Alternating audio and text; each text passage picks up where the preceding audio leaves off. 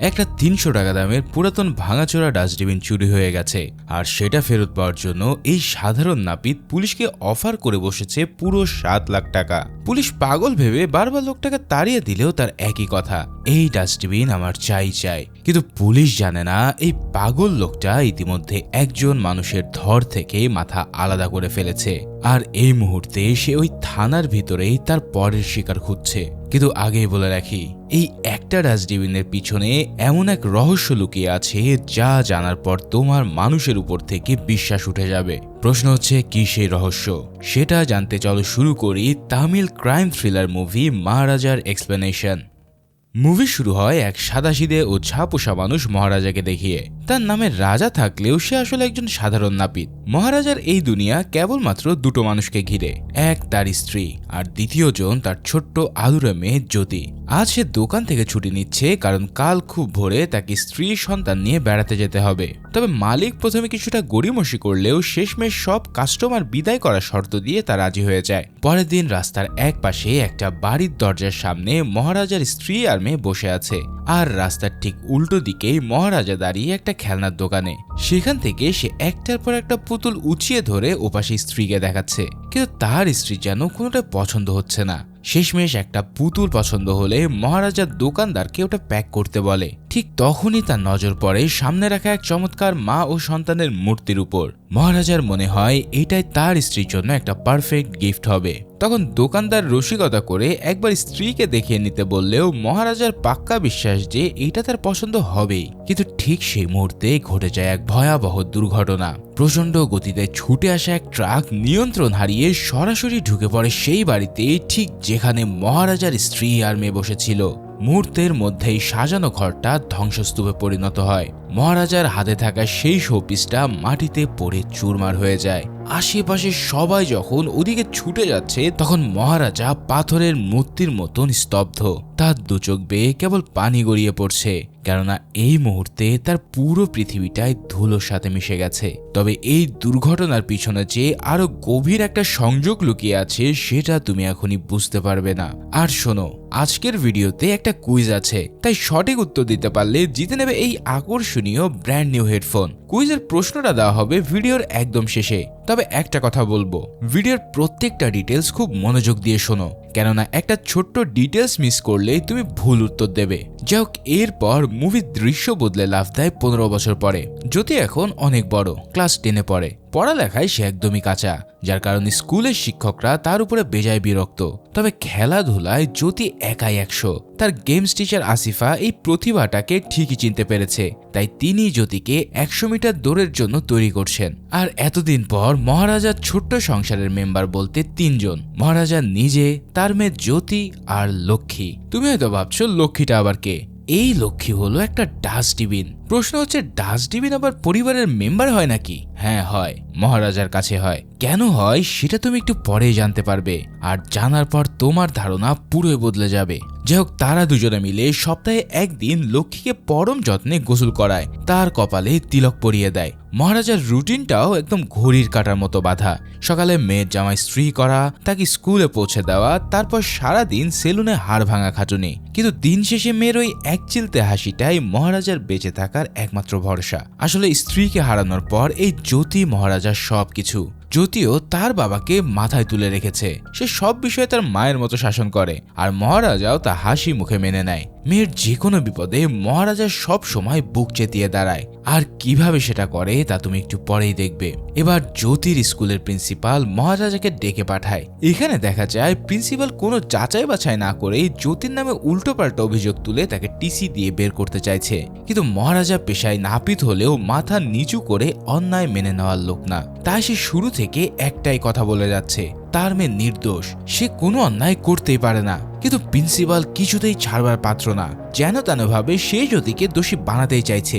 এই নিয়ে যখন চরম বাকবিতণ্ডা চলছে, ঠিক তখনই আসল দোষী একটা ছেলেকে ধরে আনা হয়, আর এবার পুরো ব্যাপারটাই উল্টে যায়। তবে মহারাজা এখানেই থেমে থাকে না। সে তখন বলে, যেহেতু প্রিন্সিপাল না জেনে বুঝে জ্যোতিকে সবার সামনে দোষী সাব্যস্ত করেছে, তাই এখন তাকে জ্যোতির কাছে ক্ষমা চাইতে হবে। এই কথা শুনে প্রিন্সিপাল রেগে গিয়ে মহারাজকে অফিস থেকে বের করে দিতে চায়, কিন্তু মহারাজা সেখানে একটা লোহারের পিলার আঁকড়ে ধরে মূর্তির মতন দাঁড়িয়ে থাকে। স্কুলের সবাই মিলে টানাটানি করেও তাকে সরাতে পারে না, কেননা মহারাজা নিজের জেদ পাহাড়ের মতো অটল। টানাটানির এক পর্যায়ে মহারাজার এমন জোর লাগে যে সে ওই লোহার পিলারটা পর্যন্ত বাঁকিয়ে ফেলে। এই দৃশ্য দেখলেই তুমি বুঝবে যে এই লোকের ভিতরেই কি পরিমাণ শক্তি চাপা আছে। শেষমেশ বাধ্য হয়ে প্রিন্সিপাল জ্যোতির কাছে ক্ষমা চেয়ে নেয়। বুঝতে পারলে তো, মানুষটা সাধারণ হলেও তার জেদ অসীম। এভাবেই দিন পার হতে থাকে। এতদিন জ্যোতি কখনো তার বাবাকে ছেড়ে থাকেনি, কিন্তু হঠাৎ স্পোর্টস ক্যাম্পে জয়েন করার জন্য তাকে এক সপ্তাহ বাবাকে ছেড়ে বাইরে যেতে হবে। যাওয়ার আগে জ্যোতি বাবাকে বলে যায় যে নিজের খেয়াল রাখতে আর বিশেষ করে লক্ষ্মীর যত্ন নিতে। কিন্তু জ্যোতি চলে যাওয়ার সেই রাতেই ঘটে যায় এমন কিছু যেটা মহারাজার পুরো জীবনটাকেই বদলে ফেলে। এই সিনে দেখা যায় যে জানলা দিয়ে একটা বড় বিষধর সাপ মহারাজার ঘরে ঢুকে পড়েছে। চারিদিকে সব লন্ডভন্ড, ভাঙাচোরা জিনিসের স্তূপের মাঝে রক্তাক্ত আর অজ্ঞান হয়ে মেঝেতে পড়ে আছে মহারাজা। সাপটা তার শরীরের উপর দিয়ে চলে গেলেও তার কোনো ক্ষতি করে না। তবে যাওয়ার সময় সাপের লেজের ঝাপটায় জানলায় রাখা একটা কাচের শোপিস ভেঙে যায়, আর সেই শব্দে মহারাজার চোখ খুলে যায়। চারিদিকে তাকিয়ে সে বুঝতে পারে যে তার সাজানো ছোট্ট সংসারে কেউ ঢুকে সব তছনছ করে দিয়ে গেছে। কিন্তু কারা এটা করেছে আর তাদের আসল উদ্দেশ্যটাই বাকি। পরের দিন সকাল, সিন কাট হয়ে চলে যায় এই এলাকার এক গ্যারেজে। এখানে দেখানো হয় স্থানীয় এক কাউন্সিলর গ্যারেজে ঢুকে একজন কর্মচারীকে মেঝেতে ফেলে পেটাচ্ছে। কারণ হিসেবে তার গাড়ির সার্ভিসিং এর পর থেকে তার দামি চশমাটা গায়েব হয়ে গেছে। কাউন্সিলর পাক্কা নিশ্চিত যে এই কর্মচারী তার চশমাটা চুরি করেছে। ঠিক সেই ফাঁকে সেখানে হাজির হয় ধানা নামের আর একজন, যে কিনা সেই গ্যারেজেরই একজন মেকানিক। কাউন্সিলর ধানাকেও ধরতে গেলে সে হাত জোর করে মাফ চায় আর কথা দেয় যে কালকের মধ্যেই সে তার চশমা ফেরত দিয়ে যাবে। কিন্তু সেই রাতে কাউন্সিলর যখন বন্ধুদের সাথে আড্ডায় মশগুল, তখন ধানা সেখানে এসে সবার সামনে কাউন্সিলরের সেই দামি চশমাটাকে ইচ্ছে করেই ঘুরিয়ে দেয়। এই দৃশ্য দেখে কাউন্সিলরের দলবল তেড়ে আসলে ধানা একাই সবাইকে আচ্ছা করে ধোলাই দেয়। এই সিনটাই বলে দেয় যে ধানা শুধু একজন মেকানিক না, এই লোকের ভিতরে নিশ্চয়ই বেজায় ভয়ঙ্কর কোনো একটা দিক আছে। পরের দিন পুলিশ স্টেশনের বারান্দায় মহারাজাকে আমরা চুপচাপ বসে থাকতে দেখি। কনস্টেবল পিরুমল এগিয়ে এসে জানতে চায় যে কি হয়েছে। তখন মহারাজা গত রাতের পুরো ঘটনাটা খুলে বলে। সে জানায় যে আগের রাতে সেলুন থেকে ফিরে সে ড্রয়িং রুমে ঢুকতে দেখে যে দুজন অচেনা লোক। তাই নিজেকে বাঁচাতে গিয়ে একজনকে কামড় দিলেও অন্যজন লোহার রড দিয়ে মহারাজার কানে এমন এক বাড়ি মারেছে সব অন্ধকার হয়ে যায়। আর ওই ফাঁকে লোকগুলো তার লক্ষ্মীকে নিয়ে উধাও হয়ে গেছে। পিরুমল প্রথমে ভেবেছে যে লক্ষ্মী বুঝে মহারাজার কোনো দামি জিনিস বা গয়না, কিন্তু মহারাজা যখন ফোনের গ্যালারি খুলে লক্ষ্মীর ছবি দেখায় তখন পিরুমলের মাথা একদম ঘুরে যায়। ছবিতে দেখা যায় যে মহারাজার জ্যোতি একটা সাধারণ পুরনো ডাস্টবিন ধরে হাসি মুখে দাঁড়িয়ে আছে। তখন মহারাজা বলে এই ডাস্টবিনটাই লক্ষ্মী। পিরুমল তো পুরোই অবাক। একটা জঞ্জাল ফেলার স্রেফ 300 টাকার ডাস্টবিনের জন্য এই লোক থানায় এফআইআর করতে চাইছে। পিরুমল রেগে গিয়ে মহারাজাকে জিজ্ঞেস করে সে পাগল নাকি। একসময় সে মজা করে বলে যে ডাস্টবিন কি সোনা দিয়ে বাঁধানো ছিল নাকি তার ভিতরে হিরে জহরত লুকোনো। তখন মহারাজা শান্ত গলায় বলে এটার দাম আনুমানিক 350 টাকা হবে, কিন্তু এটা তার আর জ্যোতির কাছে অনেক অমূল্য। জ্যোতি ক্যাম্প থেকে ফেরার আগে যেভাবেই হোক ওই ডাস্টবিনটা তার ফেরত চায়। পিরুমল এবার একদম ধৈর্য হারিয়ে মহারাজকে লাথি মেরে চেয়ার থেকে ফেলে দেয়। এরপর সে তাকে ঘাড় ধাক্কা দিয়ে বের করতে যায়, কিন্তু মহারাজা পাল্টা হুমকি দেয় যে পুলিশ কোনো অ্যাকশন না নিলে সে উপরে যাবে। এভাবেই ধস্তাধস্তির এক পর্যায়ে পিরুমলের ইউনিফর্ম ছিঁড়ে যায়। পুলিশরা জোর করে মহারাজাকে বের করতে গেলে সে থানার একটা কাঠের তক্তা আটকে ধরে। আর মহারাজার এরকম কোনো কিছু আটকে ধরার মানে কি তা তো তোমরা এর আগেই দেখেছো। পিরুমলকে বাঁচাতে অন্যান্য পুলিশরা ছুটে আসে, এমনকি এক চোর পর্যন্ত এসে মহারাজার হাতে কামড় বসায় এই পিলারটা ছেড়ে দেওয়ার জন্য। কিন্তু তবুও মহারাজা ওই তক্তা ছাড়ে না। এবার টানাটানির এক পর্যায়ে তক্তাটা খুলে এসে সোজা মহারাজার মাথার উপরে পড়ে। তার মাথা ফেটে রক্ত বের হয়ে আসে। আর ঠিক তখনই ওই তক্তার আড়াল থেকে বেরিয়ে আসে বিশাল বিষধর সাপ। এই সাপ দেখে থানার সব পুলিশ আর কয়েদি হুড়োহুড়ি করে বাইরে ভাগে, কিন্তু মহারাজা সে এক চুলো নড়ে না, বরং নির্ভয়ে সেই সাপটাকে হাতে ধরে শান্ত পায়ে বারান্দায় এগিয়ে আসে। ভাইরে ভাই, এই সিনটাই তুমি টের পাবে যে এই লোকটাকে যতটা সাধারণ মনে হচ্ছে আসলে সে ততটা সাধারণ নয়। ঠিক তখনই থানায় এন্ট্রি হয় এক হাড়ে হাড়ে দুর্নীতিবাজ পুলিশ অফিসার। এই লোকটা এতটাই বেপরোয়া যে একটু আগেই এক চোরের সাথে হাত মিলিয়ে আসল সোনা সরিয়ে নকল গয়না চালিয়ে দিয়ে এসেছে। এখন থানায় ঢুকে এই লন্ডভন্ড অবস্থা দেখে তার কারণ জানতে চাইলে সবাই আঙ্গুল তোলে মহারাজার দিকে। অফিসার মহারাজাকে নিজের কেবিনে ডেকে নিয়ে বন্দুক তাক করে ভয় দেখায়, কিন্তু মহারাজা একদম অবিচল। সে চুপচাপ বেরিয়ে যায়, কিন্তু এর কিছুক্ষণ পরেই সে আবারও ফিরে আসে, আর এবার তার হাতে নগদ 40,000 টাকা। এই টাকাটা অফিসারের টেবিলে রেখে মহারাজা সোজা বলে দেয় লক্ষ্মীকে খুঁজে দিলে সে আরো 5 লাখ টাকা দেবে। এই কথা শুনে অফিসার মহারাজাকে কষে এক থাপ্পড় মেরে বসে। তুমি হয়তো ভাবছো তাকে ঘুষ দেওয়ার অপরাধে মারা হয়েছে, কিন্তু আসল ব্যাপারটা হলো যে সবার সামনে ঘুষ দেওয়ার ব্যাপারটাই তার মাইন্ডে লেগেছে, যার ফলে অফিসার মহারাজার ওই 4,000 টাকা চুপচাপ পকেটে ভরে নাল্লা সিম্বা সহ পুরো টিমকে তদন্তে নামিয়ে দেয়। পুলিশ মহারাজার সেলুন আর পাড়া তন্ন তন্ন করে খুঁজতে থাকে। তাদের মাথায় তখন একটাই জিনিস ঘুরছে, ডাস্টবিনের ভিতরে হয়তো সোনা জহরত লুকিয়ে আছে। এই সব চিন্তা ভাবনার মাঝেও মহারাজা তখন তার বাজি আরেকটু বাড়িয়ে দেয়। সে বলে যে মেয়ে ফেরার আগে যদি লক্ষ্মীকে উদ্ধার করতে পারা যায় তাহলে 5 লাখ টাকার বদলে সে 7 লাখ টাকা দেবে। তো পরের দৃশ্যে আমাদের পরিচয় হয় সেলভাম নামের এক ভয়ঙ্কর অপরাধীর সাথে। এই লোকটা যেন মুদ্রার এপিটোপিট, বাইরে সে সাক্ষাৎ জম। তার গ্যাং নিয়ে যখন সে বের হয় তখন কারো প্রতি তার বিন্দুমাত্র দয়া নেই। এই সিনে দেখানো হয় তার একটা বাড়িতে হানা দিয়ে সেখানে এক মা আর তার ছোট্ট মেয়েকে বন্দি করে ফেলে। মনে রেখো, এরা শুধু চোর না, এরা হচ্ছে আস্ত পিশাচ। ডাকাতি সেরে সালভামের সঙ্গীরা ওই মা আর মেয়েকে নৃশংসভাবে ধর্ষণ করে, তারপর যাওয়ার সময় প্রমাণ মুছে ফেলতে বাড়িতে বিস্ফোরণ ঘটিয়ে তাদের জ্যান্ত পুড়ে মারে। তার মানে তো বুঝতেই পারছো এই সিলভাম কতটা নিষ্ঠুর, নির্দয় এবং জঘন্য। কিন্তু এই নরপিচাসটায় যখন নিজের বাড়িতে পা রাখে তখন সে একদম অন্য মানুষ। নিজের স্ত্রী আর মেয়ের কাছে সে একজন যত্নশীল বাবা আর স্বামী। মেয়েকে সে জান দিয়ে ভালোবাসে। আগের দিন যেখানে ডাকাতি করেছে সেখান থেকে আজ সে মেয়ের জন্য একটা ছোট্ট মূর্তি নিয়ে এসেছে, কিন্তু মেয়ের ওটা পছন্দ হয় না। তাই সেলভাম বিন্দুমাত্র বিরক্ত না হয়ে ওটাকে ডাস্টবিনে ফেলে দেয়। আর ঠিক তখনই ক্যামেরা জুম আউট করলে আমরা দেখতে পাই যে মহারাজা সেই লক্ষ্মী আসলে সেলভামের ঘরে রয়েছে। তার মানে সেই রাতে মহারাজার বাড়িতে হামলা করেছিল সেলভাম রায়। কি ধরতে পারছো ব্যাপারটা? যেই ডাস্টবিনের জন্য মহারাজা পাগলের মতন ছুটছে সেটা এখন এই খুনি সেলভামের দখলে। ওদিকে মহারাজা এখনো পুলিশ স্টেশনের বারান্দায় পড়ে আছে। লক্ষ্মীকে ফিরে পাওয়ার আশায় দিনরাত সে থানাতেই কাটায়। পুলিশরা তাকে দিয়ে ফরমেশ খাটাচ্ছে, খাবার আনাচ্ছে, এমনকি গাড়ি ধোয়ানোর কাজেও তাকে ব্যবহার করা হচ্ছে। মহারাজার এই সব কিছু দেখে এক কনস্টেবলের মায়া হয়। সে ফিসফিস করে বলে যে মহারাজা, এভাবে তোমার জমানো টাকাগুলো এদের পিছে ঢেলো না, এরা তোমার লক্ষ্মীকে আদৌ খুঁজছে না। আর লোকটা যে একদম ঠিক বলছে সেটা তুমি এবার নিজেই দেখবে। পুলিশরা আসলে 7 লাখ টাকার লোভে মহারাজাকে পুরো দোস্ত ঠকানোর ফোন দিতে আছে। তাদের প্ল্যান হলো লক্ষ্মীর মতন হুবহু নকল একটা ডাস্টবিন বানিয়ে সেটাকে একটু ঘষা মাজা করে মহারাজার হাতে তারা তুলে দেবে। এখন এই দায়িত্ব পড়ে নাল্লা সিম্বাম নামের এক চালাক অফিসারের উপর। তারা ভাবছে ডাস্টবিন তো ডাস্টবিনে, মহারাজা কি আর তফাৎ বুঝবে? কিন্তু ওরা তো আর জানে না যে মহারাজা ওদের চেয়ে কয়েক কদম এগিয়ে খেলছে। এদিকে পরের দিন থানায় চলে আসে সেই গ্যারেজের মালিক, যে গ্যারেজে কাজ করত ধানা। আসলে ধানা কয়েকদিন আগে নিখোঁজ হয়েছে, তাই তার নিখোঁজ ডায়েরি করতে সে এখানে এসেছে। মহারাজা তখন বারান্দার বেঞ্চে বসে আছে। সে যখন গ্যারেজ মালিকের হাতে ধানার ছবিটা দেখে তখন তার চোখের সামনে ভেসে ওঠে এক হিম করা ফ্ল্যাশব্যাক। তোমাদের সেই রাতের কথা মনে আছে যেদিন মহারাজার বাড়িতে হামলা হয়েছিল? মহারাজা জ্ঞান ফিরে আসার পর মেঝে ধুলোবালির ভিতরে সে একটা চিরকুট কুড়িয়ে পায়। সেটা ছিল একটা গ্যারেজের রিসিপ্ট। এই একটা ক্লু ধরেই মহারাজা খুঁজতে বের হয় আর গিয়ে পৌঁছায় সেই জায়গায় যেখানে ধানা সেদিন ওই কাউন্সিলরকে পেটাচ্ছিল।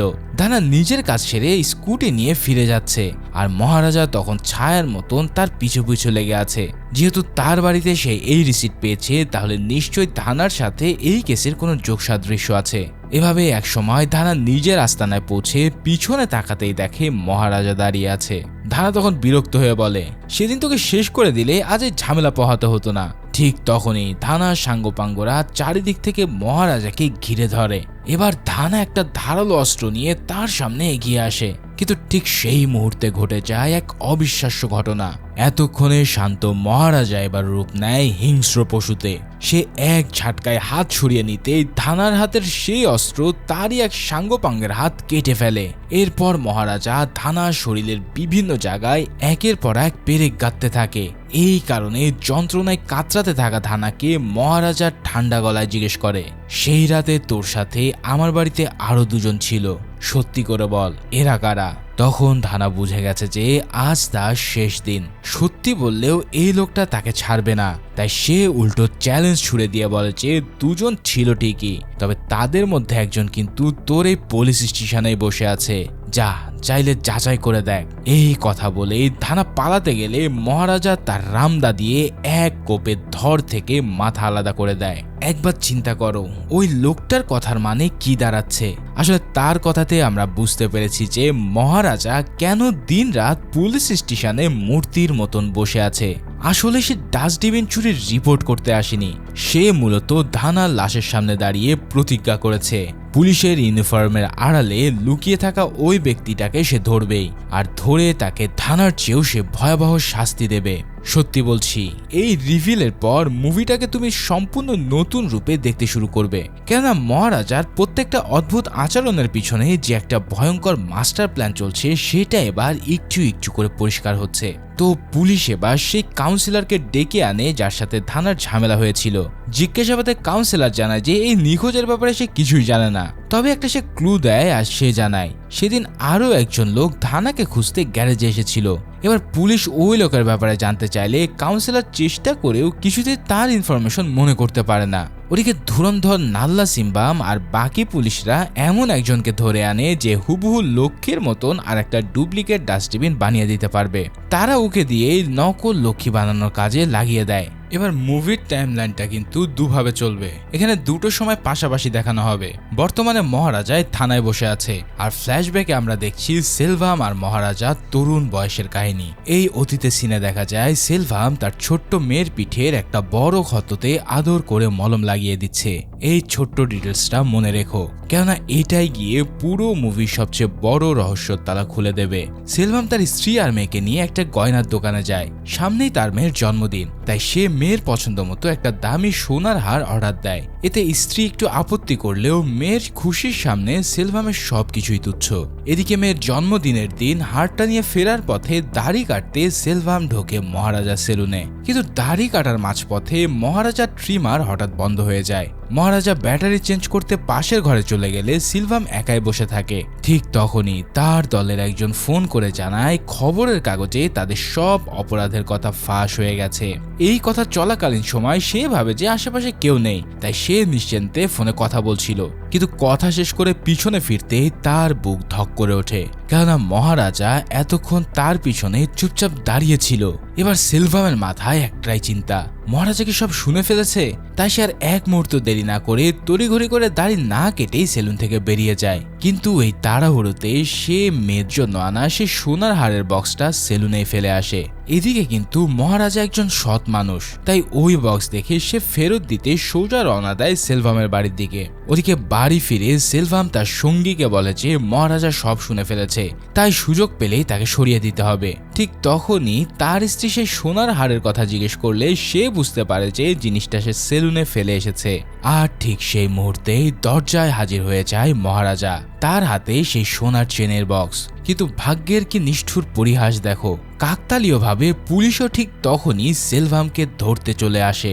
এই পুলিশ দেখেই সেলভামের সঙ্গী বন্দুক বের করে গুলি চালায়। পুলিশও পাল্টা গুলি ছোড়ে আর সেখানেই তার সেই সাঙ্গপাঙ্গর মৃত্যু হয়। তারপর পুলিশ সেলভামকে হাত করা পরিয়ে টেনে নিয়ে যাওয়ার সময় তার স্ত্রী চিৎকার করে বলতে থাকে যে তাদের ভুল হচ্ছে, তার স্বামী কোনো অপরাধী নয়, তার স্বামীর মতো নিরীহ মানুষ এই পৃথিবীতে আর একটাও নেই। কিন্তু সেলভাম পুলিশের গাড়িতে ওঠার সময় এক দৃষ্টিতে তাকিয়ে আছে মহারাজার দিকে। তার মাথায় এটাই গেঁথে গেছে যে মহারাজা সেলুনের সব কথা শুনে পুলিশকে খবর দিয়েছে, তাই আজ তার সাজানো সংসারটা ছারখার হয়ে গেছে। এই একটা ভুল ধারণায় মহারাজা আর সিলভামের মধ্যে এক মরণ শত্রুতার জন্ম দেয়। এই দৃশ্যের পর আমরা ফিরে আসি বর্তমানে। পুলিশ মহারাজাকে খুশি হয়ে জানায় যে তার লক্ষ্মীকে খুঁজে পাওয়া গেছে, কেননা ওই নাল্লা সিম্বাম হুবহু লক্ষ্মীর মতো দেখতে একটা ডুপ্লিকেট ডাস্টবিন তৈরি করে ফেলেছে। এবার পুলিশের প্ল্যান হলো ডিপার্টমেন্টের ভিতরেই নাল্লা সিম্বাকে চোর বানিয়ে মহারাজার সামনে হাজির করবে। তারপর মহারাজাকে সে ওই ডাস্টবিনটা দেবে আর বিনিময়ে 7 লাখ টাকা পকেটে পুরবে। নাল্লা সিম্বাবু 50,000 টাকা লোভে এই চোর সাজার নাটকে রাজি হয়ে যায়। এবার সেই পুলিশ অফিসার মহারাজাকে থানায় ডেকে পাঠায় এবং তাকে শেষবারের মতন সেই রাতের ঘটনাটার একদম ডিটেলস খুলে বলতে বলে।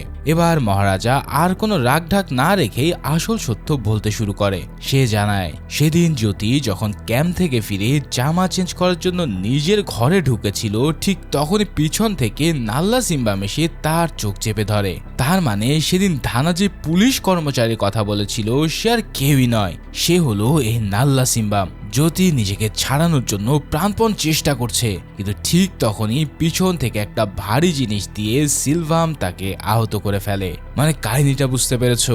এতদিন ধরে মহারাজা যেরকম নাটক সাজিয়েছিল এগুলো আসলে কোনোটাই সত্যি ছিল না। মূলত আসল সত্যি হলো এই সিলভাম এবং তার গ্যাংরা মিলে মহারাজার বাড়িতে এসেছিল তাকে শেষ করার জন্য। কেননা কিছুদিন আগেই সিলভাম থানা থেকে ছাড়া পেয়েছে, আর থানা থেকে ছাড়া পাওয়ার পর তার প্রথম কাজই হলো মহারাজাকে শেষ করা। তাই তারা মহারাজাকে মারতে তার বাড়িতে আসে, কিন্তু সেদিন তাদের সামনে পড়ে যায় তার মেয়ে জ্যোতি।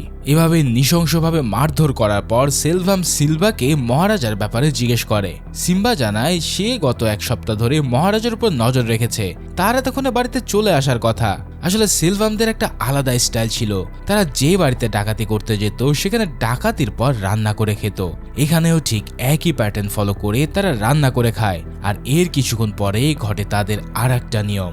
এই নিয়ম হচ্ছে তারা শুধু ডাকাতি করে শান্ত হয় না, বরং সেই বাড়িতে যদি কোনো মেয়ে থাকে তাহলে তাদেরকে তারা ধর্ষণ করে। সেই নিয়ম অনুসারে নাল্লা এবং ধানা মিলে জ্যোতিকে নৃশংসভাবে ধর্ষণ করতে থাকে, আর এই সব কিছু সিলভাম দূরে বসেই উপভোগ করতে থাকে। ঠিক এভাবেই মহারাজার ফিরে আসতে দেরি হলে তারা জ্যোতিকে রেখে সেখান থেকে বেরিয়ে যায়। তার মানে পুরো বিষয়টা এখন পরিষ্কার, সিলভামের গ্যাংরা মিলে জ্যোতিকে রেপ করেছে। আর এই কারণে মূলত মহারাজা নেমে পড়েছে এক প্রতিশোধের মিশনে। একজন বাবা যখন তার মেয়ের সাথে হওয়া এই অন্যায়ের প্রতিশোধ নেয় তখন সে কোনো অংশেই সিংহের চেয়ে কম না। এই পুরো ঘটনা বলার পর মহারাজা একদম ভেঙে পড়ে। সে বলে আর কিচ্ছু চায় না, সে শুধু তার লক্ষ্মীকে ফেরত চায়। এই কথা বলতে বলতে সে কাঁদতে কাঁদতে পুলিশ স্টেশন থেকে বেরিয়ে যায়। কিন্তু ওদিকে ফোনের অপর প্রান্তে থাকা পুলিশ অফিসার আর বাকি 2 কনস্টেবল যখন এই ভয়ঙ্কর সত্যটা শোনে তখন নাল্লা সিম্বামের মুখ একদম ফ্যাকাশে হয়ে যায়। সে ততক্ষণে বুঝে গেছে যে এই মহারাজার বাড়িতে গিয়ে তারা জ্যোতি নামের ওই মেয়েটার সাথে নির্যাতন করে এসেছে, আর আজ সকালে সেই বাড়িতেই তাকে চোর সেজে যেতে হবে। নাল্লা ভয়ে কাঁপতে কাঁপতে পুলিশ অফিসারকে বলে যে সে রাতেই মহারাজার বাড়িতে একা যেতে চায়, কিন্তু অফিসার সাফ জানিয়ে দেয় যে রাতটাকে ওখানে থাকতে হবে এবং সকালে তারা একসাথেই যাবে। এখন আসল কাহিনীটা কি হচ্ছে আর একটু ডিটেলে বলি। সেই রাতে মহারাজা ঠিক সময় সেলুন বন্ধ করে বেরিয়েছিল, তবে সেদিন রাতে জ্যোতি তাকে একটা সুন্দর জুতোর ছবি পাঠিয়েছিল। তাই মেয়ের আবদার রাখতে মহারাজা ওই জুতোটা কিনতে একটা দোকানে যায়, আর যার ফলে তার বাড়ি ফিরতে একটু দেরি হয়ে যায়। এরপর সে বাড়ি এসে জ্যোতির এমন মর্মান্তিক দৃশ্য দেখে পাগল হয়ে যায়, আর সঙ্গে সঙ্গে সে জ্যোতিকে হসপিটালে ভর্তি করে। এরপর জ্যোতির যখন জ্ঞান ফিরে আসে তখন সে তার বাবার কাছে একটাই অনুরোধ করে। সে বলে, বাবা তুমি ওই লোকগুলোকে খুঁজে বের করো, আমি শুধু তাদের সামনে গিয়ে একটাই প্রশ্ন করব, আমি তাদের কি ক্ষতি করেছিলাম। আর এর জন্যই ঠিক সেই প্রশ্নের উত্তর খুঁজতেই মহারাজা লক্ষ্মী চুরির নাম করে এই মরণ খেলায় নেমেছে। পরের দিন সকালে নাল্লা সিম্বামকে নিয়ে পুলিশ মহারাজার বাড়ির দিকে যায়। পুলিশ অফিসাররা নাল্লাকে চোর সাজিয়ে মহারাজার সামনে দাঁড় করায় এবং তাকে বলে সেই রাতের ঘটনার বর্ণনা দিতে। এখন এখানে যেহেতু চোরের নাটক হচ্ছে তাই নাল্লা বর্ণনা দিতে শুরু করে, কিন্তু তার বলা প্রত্যেকটা ডিটেলস শুনে মহারাজা বুঝে যায় যে এই সেই জানোয়ার যে তার মেয়ের জীবন তছনছ করেছে। কিন্তু জ্যোতি বাবাকেও জানিয়েছিল যে ধস্তাধস্তির সময় সে অনুভব করতে পেরেছিল যে সে লোকগুলোর মধ্যে একজনের পিঠে একটা ফোলা টিউমার আছে, আর এই কারণেই মহারাজা এতদিন সবার অজান্তে পুলিশ স্টেশনে সুযোগ পেলেই কোনো না কোনো ওসিলায় সবার পিঠে হাত বোলাতো। তাই আজ সুযোগ পেয়ে সে নাল্লা সিম্বামকে জড়িয়ে ধরে, আর এবার পিঠের দিকে ওই টিউমারটা তার হাতে ধরা পড়ে। এই স্পর্শে মহারাজার শরীরে যেন বিদ্যুতের স্রোত বয়ে যায়। তার এতদিনের ধৈর্য, এতদিনের অপেক্ষা এই মুহূর্তটার জন্যই ছিল। তখন পুলিশ অফিসার মহারাজাকে জিজ্ঞেস করে, এখন তুমি এই অপরাধীকে কি করবে? মহারাজা খুব শান্তভাবে বলে, তাকে কোনো শাস্তি দেওয়ার দরকার নেই, তাকে ছেড়ে দেওয়া হোক। কিন্তু পুলিশ অফিসার অবাক হয়ে জানতে চায় যে তোমার মেয়ের সাথে এত কিছু করার পরেও তুমি একে শাস্তি দেবে না? কিন্তু মহারাজা নাছোড়বান্দা, সে কোনো শাস্তি দিতেই রাজি নয়। এবার সেই পুলিশ অফিসার ধৈর্য হারিয়ে মহারাজার মুখের উপরে বলে দেয় যে সেও জানে জ্যোতির সাথে আসলে কি হয়েছিল। কেননা লক্ষ্মী চুরি যাওয়ার ঘটনা তদন্ত করতে করতে পুলিশরা সেই হসপিটালে যায় যেখানে জ্যোতি ভর্তি ছিল। সেখান থেকে তারা সব খবর জোগাড় করে এবং জানতে পারে নাল্লা, ধানা, সেলভাম মিলে জ্যোতিকে নির্যাতন করেছে। এবার যেটা ঘটে সেটা এই মুভির সবচেয়ে স্যাটিসফাইং দৃশ্য। অফিসার নিজে একটা রামদা মহারাজার হাতে তুলে দেয় আর বলে এই মানুষরূপী পশুটাকে এখানেই শেষ করে দিতে। এরপর তারা নাল্লাকে মহারাজার সাথে ঘরের ভিতরে রেখে বাইরে থেকে ছিটকেনে লাগিয়ে বেরিয়ে যায়। আর সেই ধারালো দা দিয়ে মহারাজা নাল্লাকে জবাই করে তার মেয়ের ওপরে হওয়া অত্যাচারের প্রথম বদলা নেয়। ফাইনালি মহারাজার এবার টার্গেট সেলভামকে খুঁজে বের করা। তাই সে সরাসরি সেলভামের কাজের সাইটে চলে আসে। সেখানে সেলভামের লোকেরা বাধা দিতে আসলে মহারাজা একে একে তাদের সবাইকে শেষ করে দেয়। তখন সেলভাম নিজেই মহারাজাকে মারতে এগিয়ে আসে। এখনো পর্যন্ত কিন্তু মহারাজা জানে না যে সেলভামও তাদের সাথে যুক্ত ছিল। তাই তো হঠাৎ সেলভামকে দেখে মহারাজা পুরোই চমকে যায়। আর তখনই সে বুঝে যায় যে তার মেয়ে জ্যোতির সাথে হওয়া ঘটনার সাথে এই সেলভামও জড়িত। তবে এখানে সে যেন আকাশ থেকে পড়ে, মনে হয় তার পা থেকে যেন মাটি সরে গেল। কিন্তু ওদিকে সেলভাম মনে করছে যে আজই তার সুযোগ তার এত বছরের জেল খাটার প্রতিশোধ নেওয়ার। তাই সে এবার মহারাজাকে মারতে শুরু করে। সে বলতে থাকে যে তোর জন্য আমার জীবনের অনেকগুলো বছর নষ্ট হয়েছে, আর এই কারণেই আমি তোকে তিলে তিলে ধ্বংস করার প্ল্যান করেছি। সেলভাম মহারাজাকে মারতে মারতে বলে যে আমি তোকে এমন যন্ত্রণা দিয়েছি যা সারা জীবন তোকে কুড়ে কুড়ে খাবে। যখনই তুই তোর মেয়ের দিকে তাকাবি তখনই মনে পড়বে তিনজন মানুষ তার সাথে কি করেছিল। এই কথাটা শুনে মহারাজা আর চুপ থাকতে পারে না। সে সেলভামকে এবার এমন বিভৎসভাবে মারে যে সেলভাম ঠিকমতো দাঁড়াতেও পারে না। আর এই জায়গাতে শুরু হয় আসল টুইস্ট। ঠিক তখনই সেখানে জ্যোতি চলে আসে, কেননা মহারাজা তাকে কথা দিয়েছিল যে সে তার করা ওই প্রশ্নটার উত্তর খুঁজে বের করবে। তাই তো জ্যোতি সেলভামকে দেখে তার সামনে এগিয়ে যায়। মহারাজা বাধা দিতে চাইলেও জ্যোতি তার বাবাকে অনুরোধ করে যে তাকে কিছুক্ষণ একান্তে কথা বলতে দিতে। মহারাজা জ্যোতিকে সেলভামের সামনে একটা চেয়ারে বসিয়ে দেয়। আর এবার এমন কিছু ঘটে যা সেলভাম স্বপ্নেও কল্পনা করেনি। জ্যোতি সেলভামের সামনে বসে তার চোখে চোখ রেখে বলে, তুমি যদি ভেবে থাকো তোমার করা এই পাপ আমার সাথে সারা জীবন থাকবে তবে ভুল ভাবছো। তোমার মতন জানোয়ারের কাছে আমি কখনোই হার মানব না। কিন্তু আমার একটাই প্রশ্ন, কি দোষ ছিল আমার? আমি তো তোমার মেয়ের বয়সী ছিলাম। আমার সাথে এমন নোংরা কাজ করার সময় তুমি কি একবারও নিজের মেয়ের কথাটা ভাবোনি? এই কথাটা শেষ করে জ্যোতি নিজের হাতের মধ্যে লুকিয়ে রাখা একটা সোনার পুটলি সেলভামের দিকে ছুঁড়ে মারে। এরপর সে বলে, এই গয়নাগুলোর জন্যই তো তুমি আমার বাড়িতে ঢুকেছিলে, তাই না? যাও, আজ থেকে এগুলো তোমার। অর্থাৎ জ্যোতি জানে যে শুধুমাত্র গয়না চুরি করার জন্যই সেলভাম তাদের বাড়িতে গিয়েছিল, আর সেই ডাকাতি করতে না পেরে তারা নির্মমভাবে তাকে ধর্ষণ করে। কিন্তু আসল সত্যটা যা তা শুনলে তুমি রীতিমতন শকড হয়ে যাবে। ঠিক ওই মুহূর্তে সেলভামের নজর পড়ে জ্যোতির পিঠে সে পোড়া দাগটার দিকে। ঠিক এমনই একটা দাগ ছিল তার মেয়ের ছোটবেলায়। আর এখানে এসে যে চরম সত্যটা রিফিল হয় তা পুরোই শকিং। এবার এই কাহিনী জানতে সোজা চলে যায় 15 বছর আগে। সেদিন সেলভাম অ্যারেস্ট হওয়ার পর মহারাজা তার স্ত্রী সন্তানদেরকে নিয়ে ওই সোনার হারটা ফেরত দিতেই সেলভামদের বাড়িতে গিয়েছিল। ঠিক তখনই সেই ট্রাক এসে তাদের বাড়িটা গুড়িয়ে দেয়। সেদিনের দুর্ঘটনায় কেবল মহারাজার স্ত্রী আর সন্তান মারা যায়নি, বরঞ্চ সেদিন মারা যায় সেলভামের স্ত্রীও। তবে ভাগ্যের নির্মম খেলায় সেদিন বেঁচে যায় সেলভামের ছোট্ট মেয়ে। আর তার বেঁচে যাওয়ার একমাত্র কারণ ছিল এই ডাস্টবিন লক্ষ্মী। অর্থাৎ অ্যাক্সিডেন্টের সময় এই ডাস্টবিনটাই তার মাথার উপরে পড়ে যাওয়ার কারণে সেদিনের দুর্ঘটনা থেকে সেলভামের আপন মেয়েই বেঁচে যায়। তার মানে তো বুঝতেই পারছো সেলভাম সেদিন তার নিজের মেয়ের সাথে কি করেছিল। তার মানে যাকে আমরা এতক্ষণ মহারাজার মেয়ে বলে জানতাম সেই আসলে সিলভামের নিজের রক্তের মেয়ে। আর এই কারণে মহারাজা ওই ডাস্টবিনের নাম রেখেছিল লক্ষ্মী, কেননা ওটাই তার মেয়েকে বাঁচিয়েছিল। আর এখানে সেলভাম যখন সেই কাটা দাগটা দেখতে পারে তখন সে সব কিছু বুঝতে পারে যে তার নিজের প্রতিশোধ নিতে গিয়ে সে নিজের মেয়ের উপরে নির্যাতন করেছে। তার করা প্রত্যেকটা পৈশাচিক কাজ আজ তার নিজের রক্তের সাথে হয়ে গেল। যন্ত্রণায় আর অনুশোচনায় ছটফট করতে করতে সিলভাম মহারাজার কাছে অনুরোধ করে একবার শুধু জ্যোতির সাথে একটু দেখা করার জন্য। তবে সে জানায় সে দূর থেকে তাকে দেখবে, জানতেও দেবে না যে সে তার আসল বাবা। আর কিভাবে বা বলবে এই কথা যে নিজের বাবা হয়ে মানুষদের দিয়ে সে ধর্ষণ করিয়েছে। কিন্তু মহারাজা জানায় জ্যোতি তোমার মতন কোনো ছোট লোকের মেয়ে নয়, সে আমার মেয়ে, যাকে এতগুলো বছর আমি পরম মমতায় বড় করেছি। এরপর মহারাজা জ্যোতিকে নিয়ে সেখান থেকে বেরিয়ে আসে। ওদিকে সেলভাম বুঝতে পারে যে সে কতটা জঘন্য মানুষ ছিল।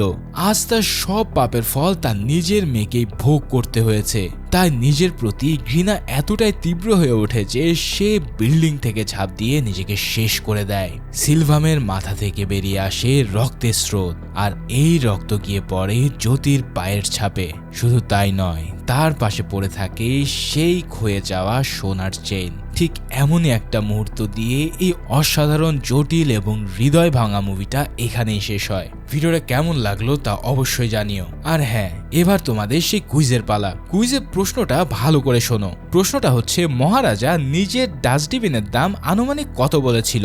উত্তরটা কিন্তু ভিডিওতে আছে, তাই সঠিক উত্তর লিখে দাও কমেন্টে। সেই সাথে তোমার নাম ও কোন জেলা থেকে দেখছো তাও লিখে কমেন্ট করো। মনে রেখো, নিয়ম অনুসারে এই ভিডিওতে একটা লাইক এবং চ্যানেলে অবশ্যই সাবস্ক্রাইব করা থাকতে হবে, অন্যথায় তোমার উত্তর কাউন্ট করা হবে না। সঠিক উত্তরদাতাদের মধ্যে একজন পেয়ে যাবে এই আকর্ষণীয় ইয়ারবাডস। কুইজের বিজয়ীর নাম জানতে চোখ রাখো পরবর্তী ভিডিওতে। সেই পর্যন্ত সবাই ভালো ও সুস্থ থাকো। আল্লাহ হাফেজ।